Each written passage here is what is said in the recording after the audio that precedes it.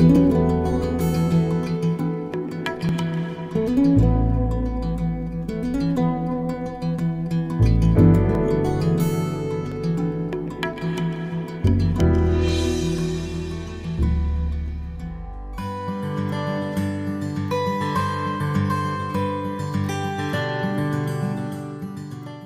students, welcome to Unit 2 of your supplementary reader It So Happened.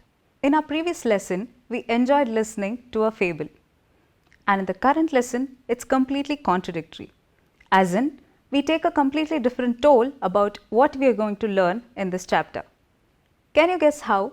Looking at the titles of both the units of the text. To explain in brief, Chapter 1 deals with fiction. Fiction is a world of imagination with an intention to make us reflect on our own thoughts. But the current lesson, Children at Work, leaves us an insight of the grievous reality we all live in and yet are unnoticed about the problems they face due to the privileges we all have. Now, before we get into the text, I would like you to ponder around a few questions. That is, have you ever noticed some children working in some shops or your nearby surroundings? I am sure you would have noticed it. And if you have noticed, have you ever wondered why they would have probably been pushed into working at such a young age? Now, please look at your screen to know the major causes of child labour. Child labour. What is child labour? Child labour refers to the exploitation of children through any form of work that deprives children of their childhood, interferes with their ability to attend regular school, and is mentally, physically, and socially or morally harmful. To look into the major causes of child labour, the first and foremost thing is poverty. Poverty is a great contributor of child labour in all the developing countries. Children are considered as helping hands to feed their families, to support their families and themselves. Along with poverty, illiteracy and unemployment of parents in the family are also a major reason why children are pushed to taking the burden and responsibility of the family. There is yet another important reason, which is self-driven for child labour. There are instances of children having run away from unhappy homes and unbearable domestic violence, and eventually they are required to support themselves and become self-reliant, thus forcing themselves to work.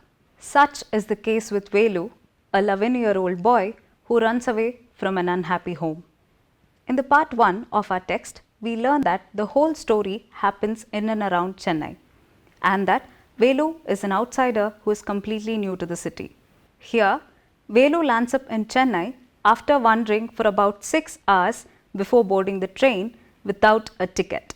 Velu, who was born and until then brought up in a village, was completely anxious and baffled looking at the huge crowd in the station. This sort of a crowd for Velu would only be visible during the fairs at his village, and that is why Velu does not understand what's going on around him. Velu had run away from his home only because he could not stand his father beating him every day after being drunk. Not only this, his father would snatch away all the money that Velu and his sisters would earn for their everyday living. As Velu sat down on a bench after he got down from the train, he felt miserable and exhausted. A lot of confused thoughts ran through his mind, not knowing what to do in a place completely new to him.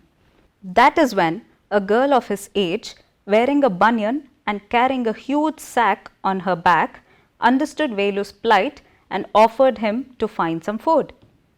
Though Velu seemed to contemplate in the beginning, he finally starts to follow the girl because he is helpless and doesn't know where to go. Before we move on to the part 2 of the text, I want you to go through the comprehension questions on part 1, that is on page number 9, which is also appearing on your screen. Please note that you are requested to solve them yourselves, as the hints to these questions are already discussed in our session. Moving on to part 2 of the text, Velu follows his friend through the crowded streets where he becomes blank seeing the traffic. He is then pulled by his friend who tells him this serious line in a humorous tone. What do you think you're doing? Grazing cows? If you stand around in the middle of a road like that, you will be chutney. This particular line gives us a hint that Velu's friend is quite a witty and a humorous person. While he passes by on the street, he finds so many new things in the city that he had never seen before. One among that is the huge placards or the advertisement boards that he sees and tries to read, but then fails miserably because it's all in English, clearly indicating to us that Velu does not have any schooling done before. As they eventually walk down the tall buildings and the long stretched bridges of Chennai, Velu observes that his friend is carrying a huge big sack on her bag and asks her about what it is filled with. And that is when she replies to him saying it is filled with materials like bottles, paper cups and other throwable items that is picked up from random garbage bins. This particular instance introduces us to the world of rag picker children. There is a very important line in the part 2 of your text which gives us almost the entire crux of the story, and that is currently on your screen. Please look at it. See that big building with wall around it? If you are not careful, you will soon be counting the bars there. The girl grinned and pointed at a huge building. Velu squinted and read the Tamil sign, Central Jail. Why, I haven't done anything wrong. You don't have to do anything wrong, just don't get caught, that's all. These are the lines where the girl shows the central prison and tells Velu that if he isn't careful enough, he would end up there. Puzzled Velu tells her that he hasn't done any mistake for which he has to be sent to jail. And that is when the girl replies to him with the last line that you all saw on your screen. This clearly denotes to us that it is completely illegal for anyone to profess child labour. Under the Constitution of India, it is illegal for children of their age to work in any sort of firms or industries or even rag picking, and that is why she clearly tells him that he has to be very careful about not getting caught, because though he has not done any mistake, for his age, going to work itself is against the law. After a long walk of almost about an hour, both Velu and his friend stopped at a big marriage hall. In the later part, the girl gives him a choice to stay back in the marriage hall until lunch so that when people throw more food during lunch, Velu can fill his stomach better. But then Velu asks what the girl's plan is, for which she replies saying she has to go get back to work because there will be a lot of the people coming to take over her job. And that is when Velu thinks twice about not wanting to stay back here, as he doesn't know anything of the city, whereas the girl knows each and every bit of what she is doing in a new city for Velu. That is why Velu tries to follow her back and says that he would accompany her wherever she is going. Coming to the end of part 2, here are the comprehension questions assigned to you on page number 13, also appearing on your screen. These questions are for you to solve using the video session as your reference, as it has already been discussed here. Now, moving on to part 3 of our text, here the girl, Velu's friend, confesses her name as Jaya and then takes Velu to her hut to dump the overflowing sack on her back and then get a new bag in order to fill it again. Velu finds the place very strange, as the row of huts near the dirty puddles were built out of all sorts of materials like metal sheets, tires, bricks, wood and plastic. Velu is astonished seeing this, as he is only used to seeing huts made of mud and palm leaves in his village.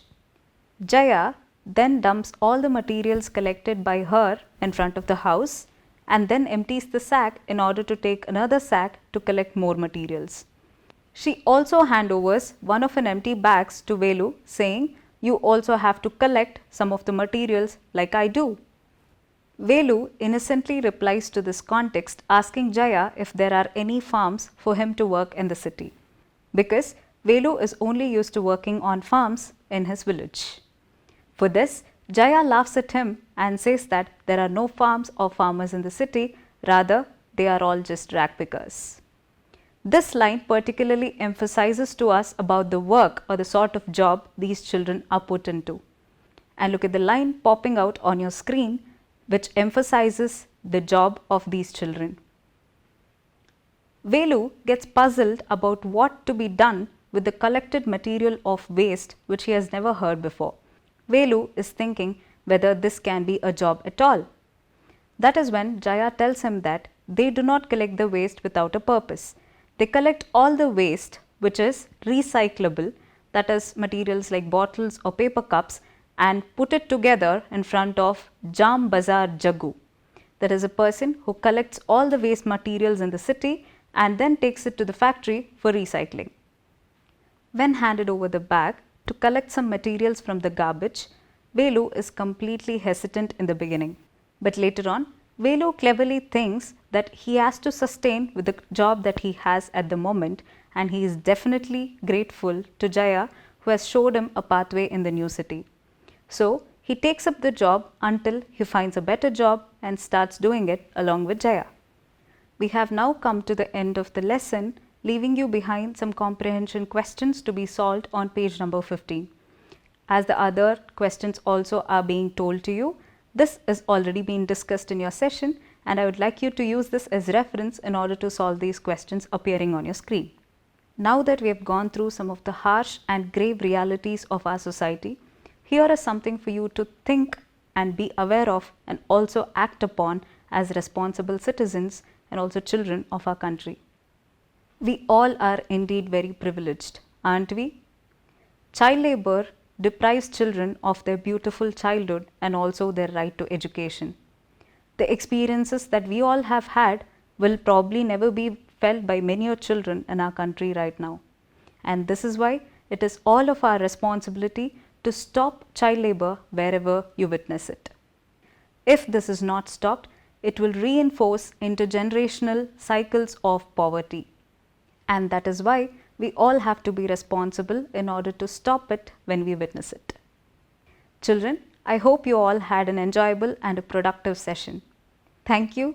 Bye.